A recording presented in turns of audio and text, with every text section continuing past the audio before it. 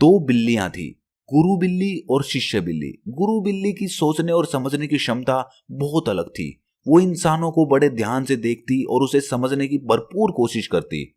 ध्यान से देखने के कारण उसके अंदर ध्यान का उदय हुआ। उसने कुछ ऐसा एहसास किया जो केवल मनुष्य के लिए ही करना संभव था। तब एक दिन उसे मोक्ष का ज्ञान प्राप्त हुआ। उसने ये बात शिष्य बिल्ली को बताई। तो शिष्य बिल्ली ने पूछा कि मोक्ष से क्या होगा? तो गुरु बिल्ली ने कहा कि मैंने सुना है कि सब समाप्त हो जाता है, कुछ नहीं रहता, मैं भी नहीं रहूंगी। शिष्य बिल्ली ने कहा कि ऐसे मोक्ष का क्या फायदा जब हम ही ना रहें? मुझे तो ऐसे ही आनंद आता है। मजे से चूहे मारकर खाओ, इस जीवन में कितना आनंद आता है। इस जीवन में सुख है, दुख है, सब कुछ तो है। फिर ये मोक्ष पाकर क्या करना है? तब तो ये सब कुछ छूट ही जाएगा ना। जहां ये सब कुछ मिलेगा ही नहीं तो वहां जाकर क्या फायदा? गुरु बिल्ली ने कहा कि मैंने ध्यान किया है, इससे मुझे एक अलग ही अनुभव हुआ है जो मुझे बिल्ली रहते हुए कभी नहीं हुआ। मैंने अलग एहसास किया। जब ये सब इतने अजीब हैं तो मोक्ष कितना अजीब होगा। मैं उसे भी जानना चाहती हूं, भले ही मैं ना रहूं।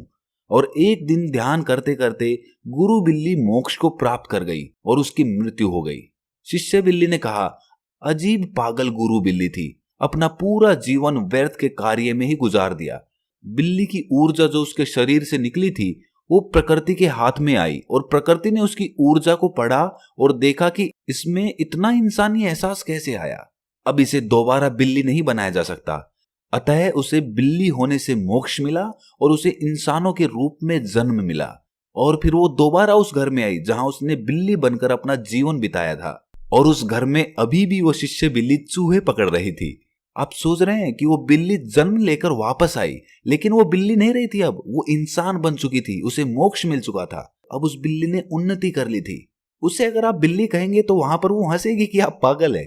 तो मोक्ष के ऊपर वाली स्थिति हम कभी नहीं समझ सकते जब तक हम ध्यान में नहीं उतरेंगे। तब तक हमें ऐसा ही लगेगा जैसा उस बिल्ली को लग रहा था कि मोक्ष पाकर क्या मिलेगा।